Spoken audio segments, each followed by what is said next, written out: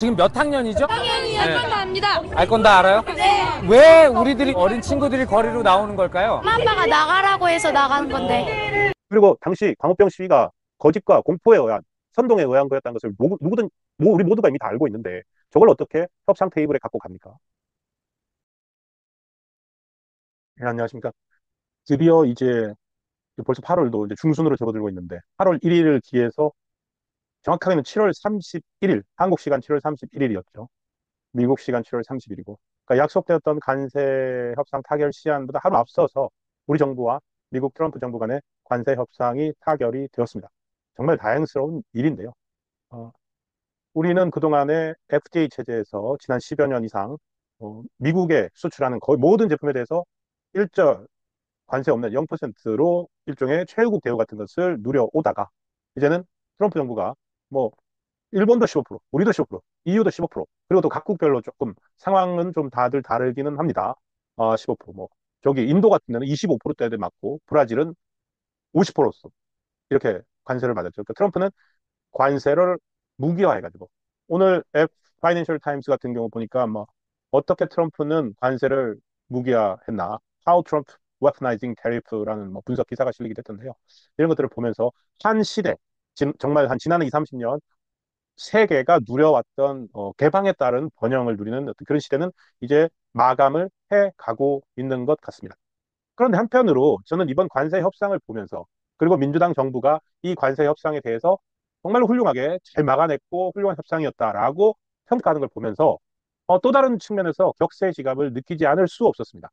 바로 너무나도 선명한 기억들. 기억나십니까? 지금 저 나우 현재는 저렇게 엄지를 축혀 세우면서 상호관세 15% 훌륭하게 잘 따냈다. 그럼 뭐 3,500억 불 투자도 뭐 일본보다 적다. 근데 경제 규모로 하면 일본보다 훨씬 큰 부담이죠, 우리. 이거를 잘했다고 하는 반면에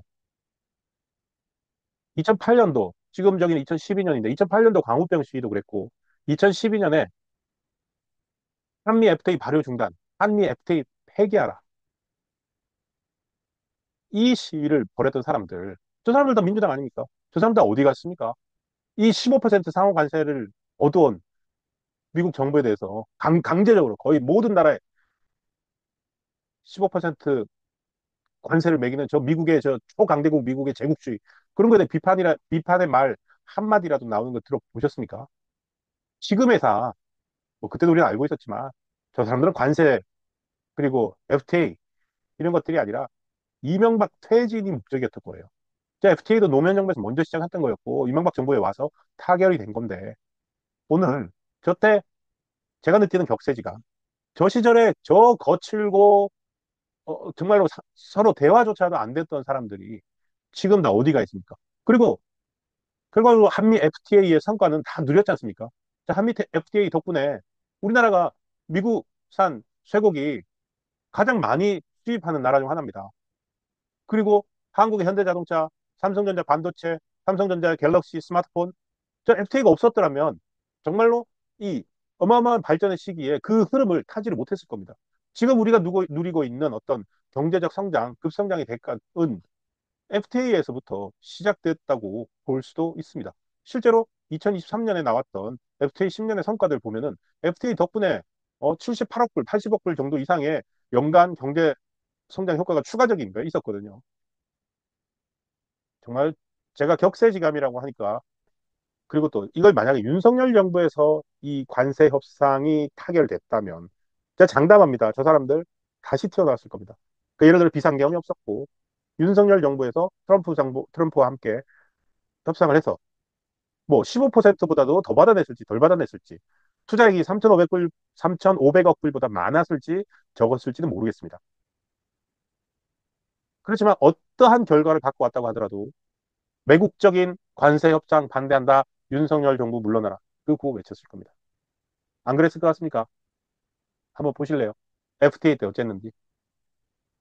자, 이 사람 누굽니까? 김선동 의원. FTA 비준한다고 국회의사당에 최루탄 뿌리고 국회의원들한테 최루 가서 뿌려가지고 국회의원 제명된 사람입니다. 그때 당시 방송 뉴스들은 어쨌는지 한번 보시겠습니까? 국회에서 FTA 비준한다고 민주당 의원들이 어떻게 했는지 생생하게 나와 있습니다. 지금 12월 3일 날 비상계엄 날 밤에 군인들이 들어가서 했던 거 양반입니다. 보시죠. 국회의사당 한마디로 아수라장이었습니다. 부끄러운 현장을 이정신 기자가 보도합니다. 이른 아침 외교통상위 한나라당 의원 11명이 한미 FTA 비준안을 단독으로 상정하기 위해 회의장에 미리 들어가 안에서 문을 걸어 잠근 게 사건의 발단입니다. 이미 박진 위원장이 질서 유지권을 발동해 국회 경위들도 회의장 원천 봉쇄에 나선 터였습니다. 뒤늦게 달려온 민주당과 민노당 당직자들이 망치로 회의장 출입문을 박살내기 시작합니다. 바로 옆 위원장실 출입문은 국회의원들이 직접 부수며 진입을 시도합니다. 아니 왜 동의원도 못 들어가게 하는 이게 무슨 짓이야? 그럼 박살내버려. 다른 한쪽에선 여야 당직자와 의원들 간 몸싸움이 벌어지고 여기저기서 욕설과 비명에 주먹질까지 오갔습니다. 잡아. 뭐야 그래? 저 새끼 잡아. 왜? 어디를 막아? 결국 야당이 출입문을 부수고 떼어냈지만 안에선 이미 책상과 탁자 등 온갖 집기로 방어막을 친 상태. 전기톱까지 등장했습니다. 안에선 소화기를 난사하고 밖에선 소화전으로 응수하면서 주변은 완전히 아수라장이 됐습니다. 지리한 싸움이 반복되다 회의 예정 시각인 오후 2시. 굳게 문을 걸어 잠근 회의장 안에서 한나라당 의원들이 단 몇 분 만에 단독 상정을 끝냈습니다. 임무를 마친 여당 의원들이 국회 경위들 호의를 받으며 퇴장하자 한 발 늦게 회의장에 들어온 야당 의원들은 명패를 집어던지는 등 분통을 터뜨리며 상정 무효를 주장했습니다. 기만적으로 날치기 처리한 한미 FTA 상정을 원천적으로 무효임을 선언합니다. 대화와 타협의 정치는 실종되고 욕설과 주먹질이 난무한 어제 국회는 민의의 전당이 아닌 그들만의 전쟁터, 전장이었습니다. MBC 뉴스 이정신입니다. 그런데 말입니다. 이번 FTA 협상 과정에서 협상단이 저 사진들을 들고 가서 16장이나 되는 사진들을 들고 가서 협상 테이블에서 내밀었다는 거 아닙니까? 그래가지고 저거 덕분에 뭐 미국산 쇠고기 30개월 이상 쇠고기도 받으라고 하는 거 막아낼 수 있었다 그러는데 과연 얼마나 그 말을 저는 믿어야 될지 잘 모르겠습니다. 저게 과연 협상 때 갖고 가야 되는 걸까요? 그리고 사실관계도 정확하지 않습니다. 여한구 통상교섭본부장이 미국 대사관에서 이제 통상협의 결과를 브리핑하면서 협상단은 미국의 농산물뿐만 아니라 이미 우리나라가 99.7% 품목이 개방됐고 미국 쇠고기 제2시장이 한국이라는 말씀을 드렸다. 이러한 통계치들을 제시하면서 지난번 광우병 사태 당시 광화문에 1,000만 명 이상이 모여있던 사진이 있는데 이 이슈가 얼마나 중요한지 알리기 위해서 그 사진을 직접 준비해서 미국에 보여줬다. 한국 상황을 이해하는 데 도움이 됐다고 전했다. 과연 그럴까요? 과연 정부가 일단 정부가 말한 거 여한구 본부장 말했던 것 중에 광화문에 1,000만 명이 모였다는 거. 첫 번째 일부 보도들을 보면은 실제로 저 사람이 광화문에 1,000만 명이 모인 사진이라고 했었던 것 같습니다. 근데 사실관계가 맞죠. 우리나라 인구가 5천만인데 1,000만 명이 어떻게 모입니까? 연인원, 누적 인원으로 해도 1,000만 명은 안 됩니다. 그러니까 일종의 사실에 대한 엄밀한 시각, 입장조차도 갖고 있지 않고요. 그리고 한 다음 날부터는 보면 100만 명이라고 숫자가 바뀌는데 100만 명도 자, 저 왼쪽에 저 시청 앞에 저 사진이 제일 많이 모였을 텐데 저기 어디 가서 100만 명입니까? 경찰 수산 쪽에 한 8만 명, 9만 명 나왔을 때입니다. 그 뭐 조국 사태 때 MBC 사장 박성재처럼 뭐 딱 보면 100만 이겁니까? 정부 협상을 하면서 저런 불확실한 숫자와 저런 정서적인 사진을 제시한 거에 대해서 오히려 협상 결과에 더 안 좋은 영향을 미치지 않았을까요? 그리고 당시 광우병 시위가 거짓과 공포에 의한 선동에 의한 거였다는 것을 누구든 우리 모두가 이미 다 알고 있는데 저걸 어떻게 협상 테이블에 갖고 갑니까? 그때 영상들 한번 보시겠습니까? 그때 MBC가 PD 수첩으로 를 부추겼다면 KBS 뭐 다른 언론들까지 다 달려들어가지고요.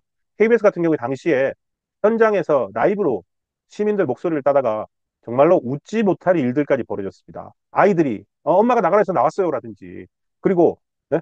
광우병으로 죽은 사람 몇 명이나 시민하고 바로 논쟁해가지고 바로 박살나는 그런 영상들이 있습니다. 지금 주위에서는 공부해야 될 시간에 성적에 대한 부담 같은 건 없는지. 그것보다는 이게 더 중요하다고 생각했기 때문에 왜 중요할까요? 일단 미래가 걸려 있는 거고. 10년이죠? 당연히 할 건 다 압니다. 알 건 다 알아요? 왜 우리들이 어린 친구들이 거리로 나오는 걸까요? 엄마 아빠가 나가라고 해서 나가는 건데. 대한민국 99%가 광우병 선동에 넘어간 당시 한 아주머니는 이 사태에 대해 소신 발언을 하는데, 이 많은 전단지들이요, 시민들이 인쇄했습니까? 시민들이 인쇄했냐고요. 그거 수입한다 그래서 광우병이 막 발생해서 사람들이 죽고 있는 것도 아닌데, 막 죽어가고 있는 그런 상황도 아닌데, 그것 때문에 단순히 시위 때문에 막 나왔어요, 사람들이. 지금 많이 불안감을 갖고 있는 이유 중에 하나가 예를 들어서 그러니까 광우병의 퍼센테이지율이 뭐 네. 낮다고 하더라도 0이 아니기 때문에. 전국 전 세계적으로 한 180명 정도가 준 걸로 알고 있거든요. 그게 그게 될수 엄청나. 있다라는. 내가요. 그러니까 죄송하지만 다른 병으로 죽는 사람이 전 세계적으로 180명을 그렇게 확률이 낮은 병도 있나요? 뒤에 어떤 배우가 있다고 보시는 건가요? 저는 지금 그렇게 의심이 되고, 아니 뭐 뻔하지 뭐. 이런 10대들에게 응원을 보내는 참가자들이 많습니다. 10대들이 우리 자녀들이 손자 새끼들이 들고 일어났지 않습니까? 이건 진리입니다. 논리적으로 단 한순간도 논리적인 적이 없었던 정말 비이성과 관계에 빠졌던 저 광우병 시위 사진을 가지고서 협상에 나갔다. 이거조차도 국제적인 저는 놀림감이 될 수밖에 없지 않았을까 싶습니다. 지금 저거 나오고 나니까 뭐라는 줄 압니까? 야, 그때 우리 광우병 시위 잘했다. 그래가지고 15% 관세 3,500억 불 투자 받아갖고 그걸 잘했다고 하고 있습니다. 국회에서 체류탄을 뿌리고 문을 빠르로 뭐 망치로 부수고 뭐 1,000만 명이 광화문에 모여서 반대했다고 자랑스럽게 얘기하는 한미 FTA 성과, 지난 정부에서 낸 한미 FTA 10년간 경제적 성과, 우리나라가 총 수출이 연평균 그동안에 한 10년 동안 1.5%가 증가했습니다. 그런데 그 중에서 같은 기간 미국에 대한 수출은 연평균 5.5%가 증가했습니다. 우리에게 어마어마한 경제적 이득을 가져다 준 셈입니다. 연간 수출액이 미국은 2011년만 해도 우리가 564억 불을 수출하다가요, 미국에 대한 대미 수출액이 963억 불로 거의 2배 가까이 늘었습니다. 연간 수출액이. 이러니까 트럼프가 관세 협상 다시 하자 이러고 나올만 하죠. 왜? FTA 덕분에 우리는 미국에 수출하는 우리 자동차나 반도체 이런 거에 관세 한 푼도 안 냈거든요. 반면에 FTA 체결 안 하면 일본 같은 경우에는 일본 자동차는 2.5% 관세 내고 있었습니다. 그 덕에 미국 시장에서 한국 차가 훨씬 일본 차보다 가격 경쟁력을 가질 수 있었고, 그렇기 때문에 그런 수출 성과를 냈던 겁니다. 입은 비뚤어져도 말은 바로 해야 되는데, 지금 저 광우병 시위 사진 들고 간 협상단 이런 성과 인정하고 있습니까? 어떻게 협상단을 가면서 광우병 사진을 들고 가서 성과를 냈다고 그렇게 자랑을 합니까? 협상을 하러 간 겁니까? 정치를 하러 간 겁니까? 제가 답답해서 드리는 말씀입니다. FTA 성과에 대해서는 뭐 더 말할 필요도 없으니까요. 넘어가겠습니다.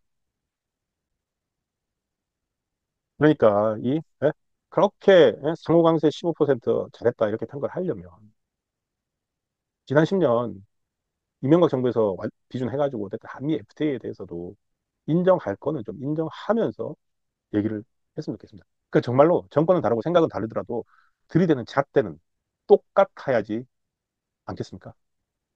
고맙습니다.